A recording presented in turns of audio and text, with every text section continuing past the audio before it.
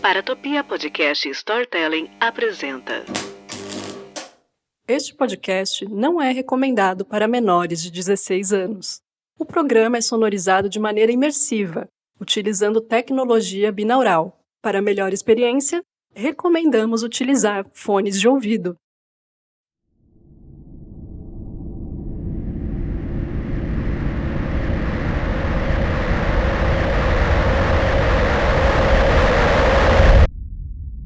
O Ruído, Episódio 2.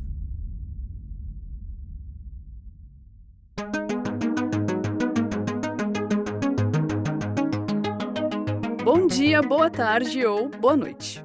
Meu nome é Daniela Tavares, sou jornalista pelo portal Headbanger e esse é o podcast especial O Ruído. Se você ainda não escutou nosso surpreendente primeiro episódio, aconselho que pare agora e ouça, para depois acompanhar na ordem cronológica. Isso é extremamente necessário. Nessa série em podcast, a gente vai abordar a curta trajetória da banda de metal extremo conhecida como Psicose, aqui de Cosmópolis, uma banda composta por jovens universitários, que mesmo após seu término ainda reúne uma infinidade de fãs. Se você lembrar do último episódio, houve uma grande revelação sobre o estado de saúde do vocalista, o Dante, ou Fúria, para os seus fãs. Já deixo um aviso de gatilho para você que tem questões com quadros graves envolvendo saúde mental e o tema de suicídio. Eu descobri o que aconteceu com Fúria e vamos abordar tudo da melhor maneira possível neste episódio. É importante buscar uma rede de apoio e procurar ajuda de profissionais caso você esteja com problema, viu? O Centro de Valorização da Vida, o CVV, está sempre disponível pelo número 188. Sei também que outro tema chamou sua atenção enquanto escutava o episódio passado. Sim, vamos falar sobre uma tal canção composta por Dante e mencionada por um vizinho, o Tiago, conhecido como Tiago Canela. Ela nunca foi publicada em nenhum outro canal, nem mesmo no YouTube. E adianto a você que tocarei um trecho dessa música até o final desse episódio. Não quero contaminar sua expectativa, mas esteja preparado. Mas primeiro, preciso contar a história de uma pessoa muito importante. É sobre uma moradora da cidade de Cosmópolis, que tem uma tremenda história para contar. Ela é uma mãe que perdeu um filho. E acho que antes de qualquer coisa é preciso se atentar a este fato. Entrei em contato na manhã de ontem e felizmente ela topou que eu publicasse a conversa. Ela me convidou para uma visita em sua casa, em um pequeno bairro reservado da classe média alta da cidade. Um local bastante arborizado, com casas coladas umas às outras.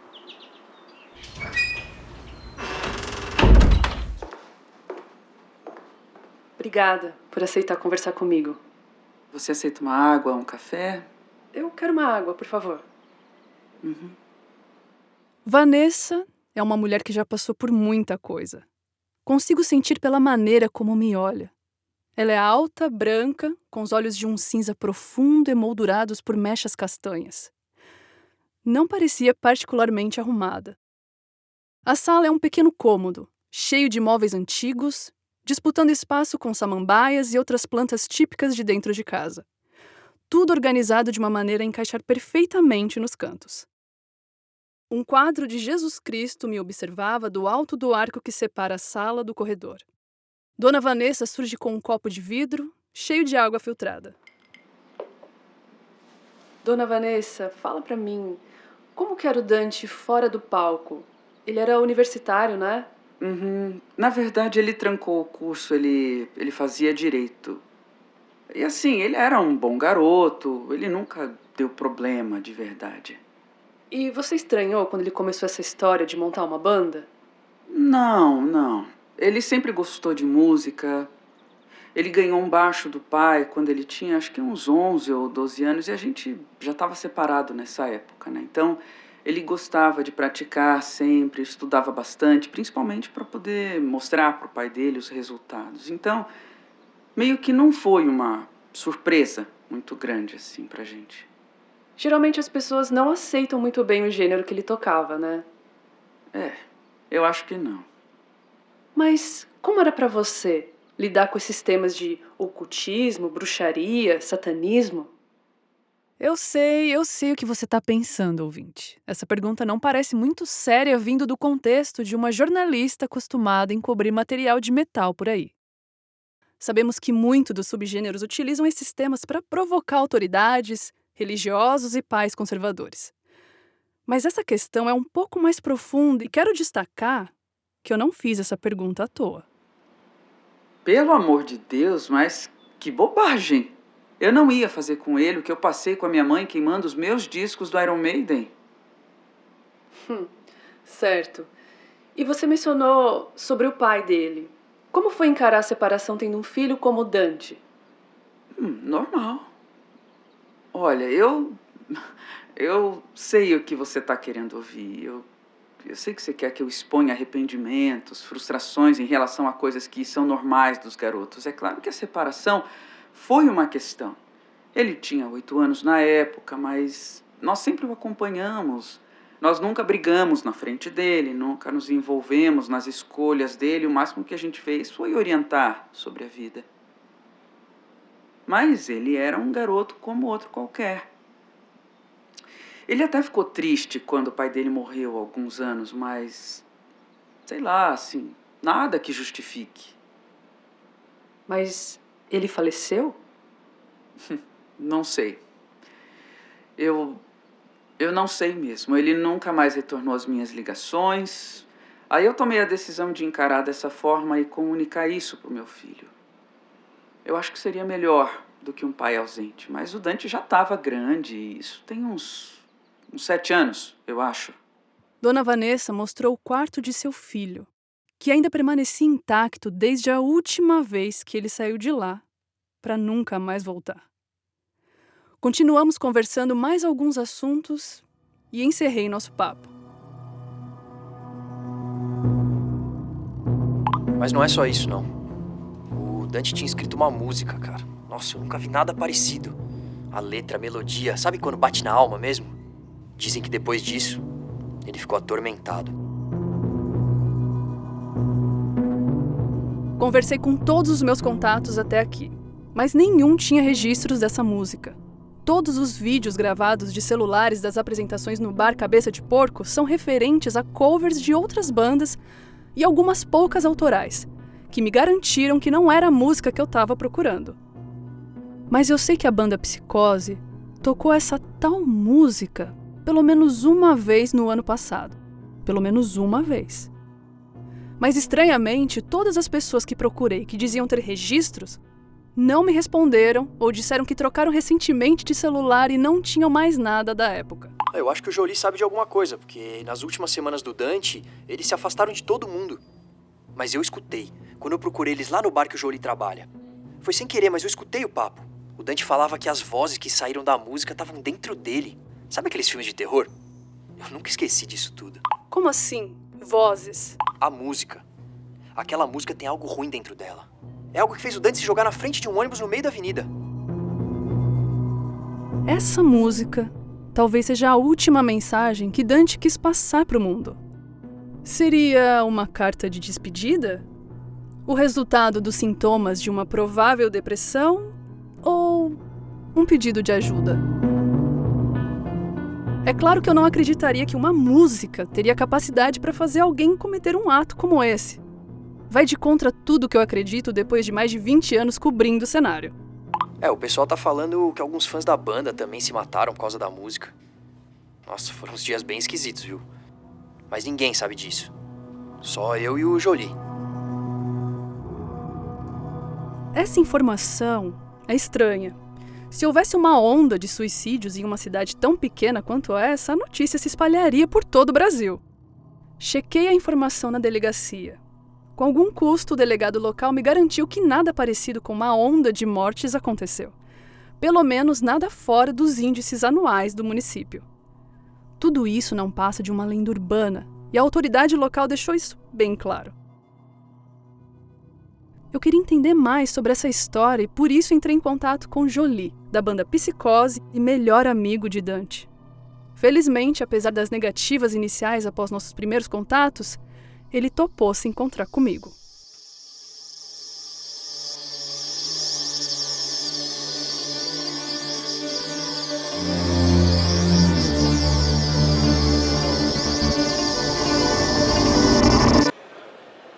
José.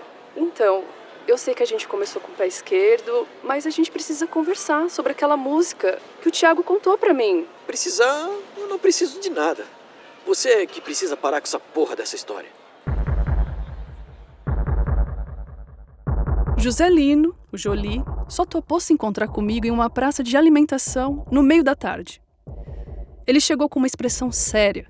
Usava camiseta preta com estampa da banda Creator e uma calça jeans escura com um rasgo na altura do joelho.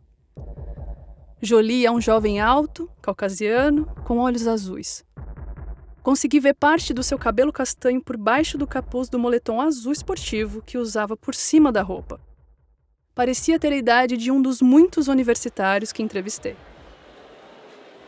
Mas, Jolie, você não acha que o Dante ia querer falar sobre o último trabalho dele? Não fala como se você conhecesse ele, sua cuzona.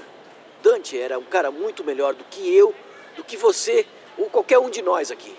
Eu sei o que ele queria e não era ser exposto nessa porra desse podcast. Tudo bem, tudo bem. Minha intenção não é desrespeitar ele ou você. Calma. A gente pode pelo menos conversar? Porque parecia diferente ontem, quando a gente conversou sobre isso. Tá, o que você quer saber? Oh, ei, coloca esse celular na bolsa. Eu não quero gravar. Nem vou dar entrevista porra nenhuma. Tá bom, calma.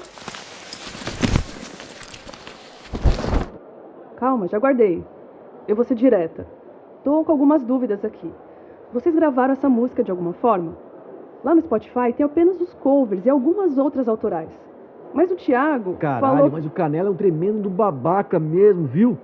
Não, a gente não conseguiu gravar na época. Praticamos ela só umas 2 vezes antes de uma única apresentação. Logo depois ele se foi e a canção nem estava terminada ainda. Mas ele insistiu em tocar. Mas, Jolie, você acha que a música atormentou ele de alguma forma? Como o Thiago acredita? Sim. Como assim? O Canela não sabe nem da metade da história. Mas ele anda contando por aí como se soubesse. Olha, quer saber? Vai perguntar pra ele se tá com dúvida, tá? José, músicas não têm capacidade de fazer tudo isso que o Dante fez. Aquela fazia. Por isso achei todo mundo que gravou e mandei apagar. O que eu falei que você não entendeu, hein? Sim, eu fui caçando um por um e ameacei eles até apagarem. Depois que o Dante morreu, ninguém questionou muito. Aceitaram por respeito a ele e a mim. Mas a verdade é essa. Aquela música não devia ter saído da cabeça dele, nem ter usado material de terceiros. Mas que material ele usou, Jolie? Olha, eu acho muito pouco provável... Foda-se, quer saber? Foda-se o que você acha, sua cuzona. Foda-se você e essa merda de jornaleco de quinta. A banda era uma piada nossa, porra. Não passou de uma brincadeira de férias que durou tempo demais. Do jeito que você tá querendo ganhar fama com essa história, sei que ia querer ir até o final se fosse verdade, né? É claro que é uma porra de uma música normal. O Dante tomou uma decisão estúpida, só isso. Eu só tô te falando isso porque não existe qualquer segundo dessa maldita música pra tocar por aí. Se todo mundo tava achando que essa música fazia mal às pessoas, acabei com o mal pela raiz. Certo. Se vocês se apresentaram, então muita gente deve ter escutado. Muita gente devia ter tido o mesmo destino que o Dante, né? Mas eu fui na delegacia e não tem nada fora do normal acontecendo. A gente perdeu o Dante. É a única coisa que você precisa saber. Sentimos falta dele. Muita. Tá, então é uma lenda urbana. Isso é óbvio. Mas queria saber um pouco mais sobre como ele teve ideia para essa música. O que tem nesses registros? Que material é esse que ele se baseou? Ele teve acesso a um material de fora. Olha, esquece essa porra, tá? O problema não é a letra da música. Não é como o babaca do Manson que achou que os discos dos Beatles lá estavam ordenando que ele fizesse aquela merda toda que ele fez. Se você soltar essa música no ar, como as pessoas acham que vão pirar ao escutar ela, vai acabar fazendo que os doidinhos realmente acreditem nisso, sabe? Olha, o Dante usou um som que já existia e compôs tudo pensando nele. É só uma música estranha, experimental. O Dante tinha problemas, tá? É só isso. Tá, mas me diz uma coisa. Ah, quer saber? Vai se fuder. Ei! Não, Jolie, volta aqui. A gente terminou, cacete. Volta aqui, que saco.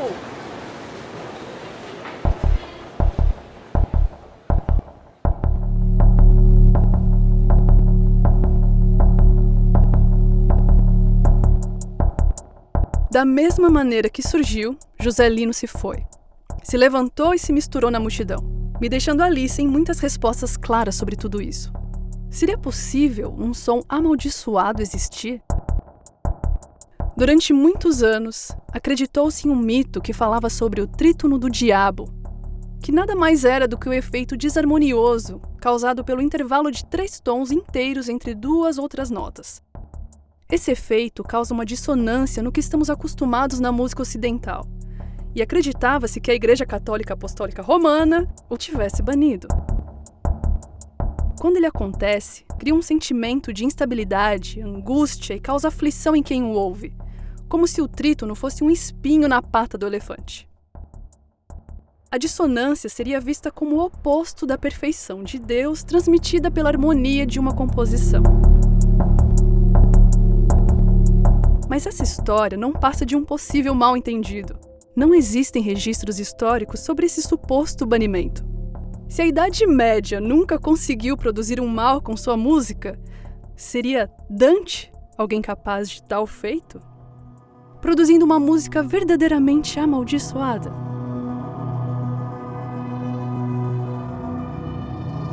O fim da nossa conversa foi abrupto.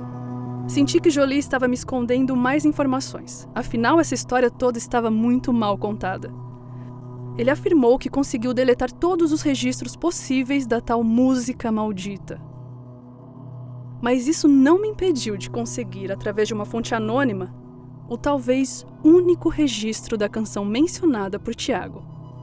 Tenho hoje a oportunidade de descobrir o que tem por trás dessa história. Sim, é apenas um trecho da música, em uma gravação ruim, feita por um celular de uma fonte anônima, mas confiável, que estava presente na suposta única apresentação da banda Psicose em que ela foi tocada. Nessa gravação, vemos apenas um grande número de pessoas apertadas no que identifiquei ser realmente o interior do bar Cabeça de Porco. Tudo estava escuro e não dava para ver nada além de vultos, braços levantados e parte da bateria. O trecho é curto, tem menos de 1 minuto e será tocado agora.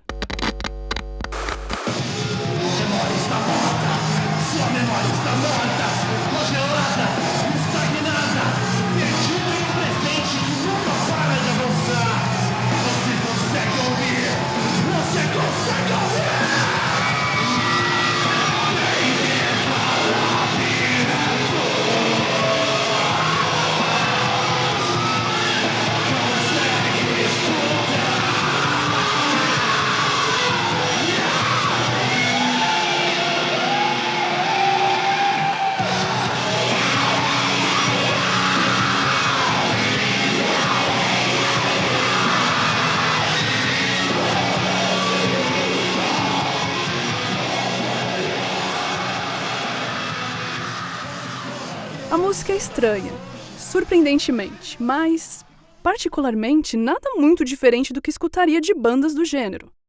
Não dá para saber quanta apresentação durou, ou ter alguma versão de melhor qualidade, infelizmente. Mas se você conhece alguém que tem uma versão um pouquinho melhor, estamos abertos a conversar. E entre em contato comigo. Meus ouvidos, talvez limitados demais para perceber algo de estranho, me fizeram avançar na investigação sobre a questão técnica desse registro. Pedindo absoluto sigilo, mandei o trecho para Mariana Messer, produtora musical, uma talentosa amiga. Isso já faz algumas horas e ela acabou de me mandar uma mensagem após concluir uma longa análise. Mas ela será alvo do nosso escrutínio apenas no próximo episódio.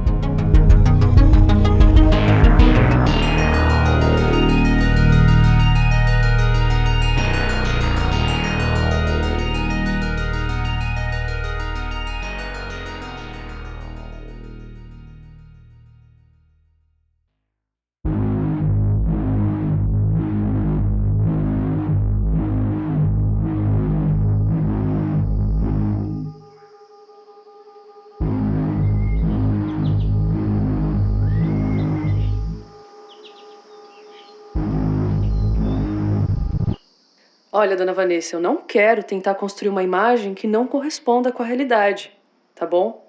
É claro que acharia bobagem relacionar essas coisas de satanismo, bruxaria, mas as mães costumam... Isso era uma coisa dos amigos dele.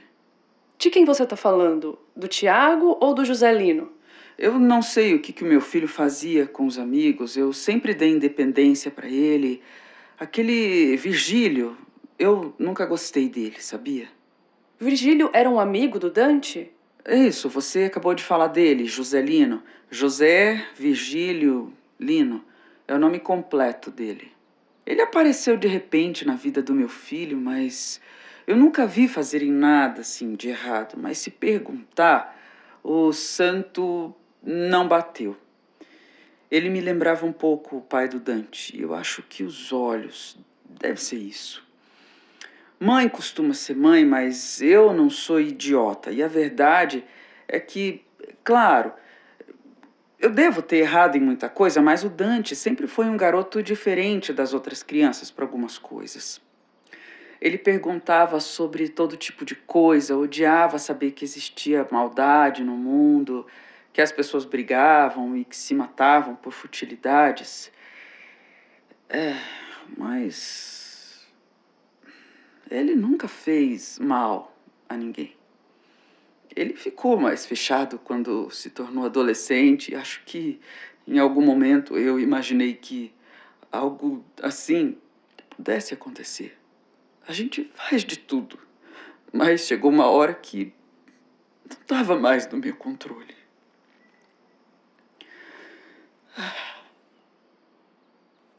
É muito duro pensar nisso dessa forma.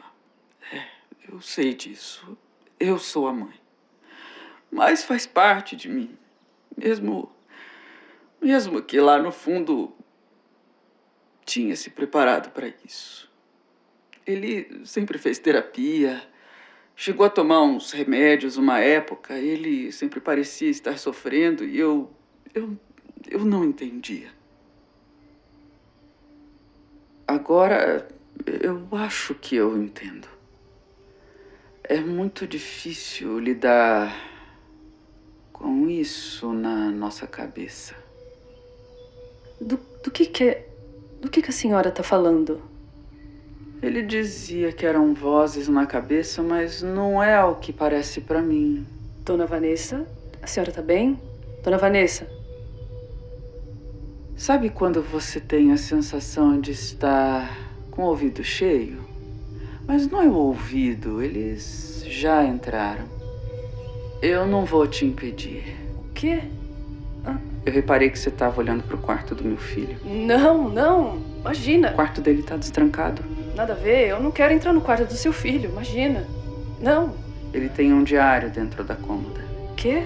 Eu não entro lá. Eu ainda sou uma mãe, afinal de contas. Eu vou deitar. Deixa a porta fechada. A vizinhança é segura, mas nunca se sabe. Os tempos agora são outros. Eu tô com sono. Devo dormir em breve. Dona Vanessa, quer que eu chame ajuda? Você tá tremendo. As cigarras cantam lindas canções, não é mesmo?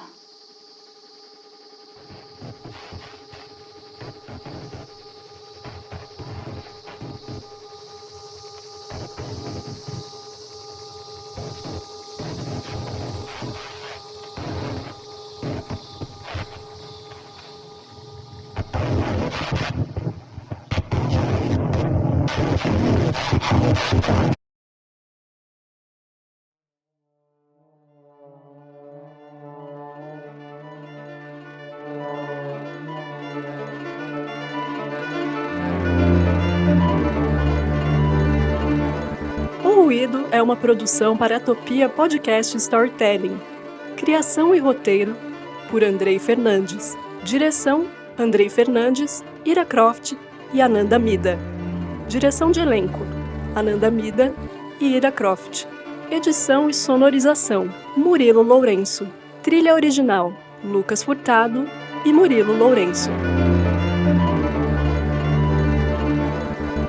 Elenco: Debs Cândido como Daniela Tavares, Edu Correia como Julie, Ellen Lourenço como Vanessa Hoff, Guilherme Daolio como Tiago Canella.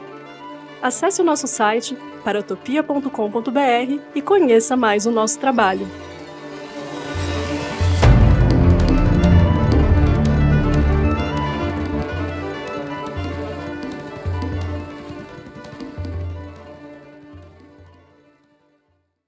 Esse projeto só foi possível graças ao financiamento coletivo de centenas de colaboradores. Vocês são muitos, então a citação nominal vai ser virtualmente impossível por aqui. Todos os nomes estarão disponíveis no post desse episódio no site mundofreak.com.br. E um agradecimento especial ao nosso patrocinador da campanha, o Pedro Mohamed, o narrador de histórias do Le Mohamed Aqui, que narra várias histórias das leves, emocionantes, reflexivas, até as mais impactantes, além de programas de bate-papos diversos da temática de terror, que está no Spotify agora como Mohamed Storytelling. Eu vou deixar também no post desse episódio e no descritivo. Também um agradecimento que fez a arte da capa desse episódio, do pôster e diversas artes também na campanha, o Rafael Mairink, com CK. Eu vou deixar também disponível o link do Instagram e o Behance, onde você pode procurá-lo. Mairink, com CK, _designer no Instagram, e no Behance você pode procurá-lo por Rafael Mairink da mesma maneira.